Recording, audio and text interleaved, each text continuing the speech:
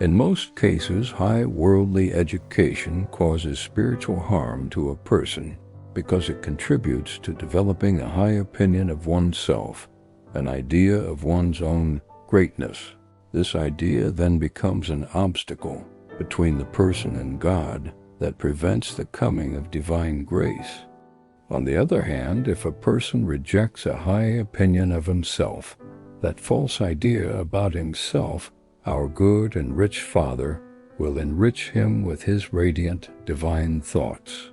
However, if an unfortunate person has a high opinion of himself and nurtures that idea in his mind, he remains only a bodily person and will not come to know the grace of God, nor will he receive the Holy Spirit.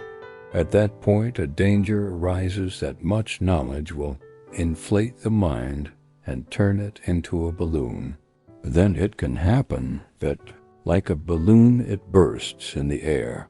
That is, the person may fall ill with schizophrenia or, because of pride, fall to the ground and completely collapse. Therefore, it is necessary that knowledge come after the fear of God and go hand in hand with spiritual struggle, so that spiritual balance may be preserved. Mere knowledge causes spiritual harm to the soul. When driven by egoism, we speak in order to be liked by others, because we have imagined that we are wiser than them. Then spiritual laws begin to act, leading us back to ourselves.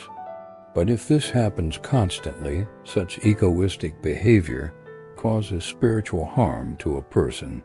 When a speck enters the eye begins to water. But if this happens continuously, it leads to severe inflammation of the eye. In the same way, on the level of spiritual life, due to the repetition of sin, spiritual inflammation occurs.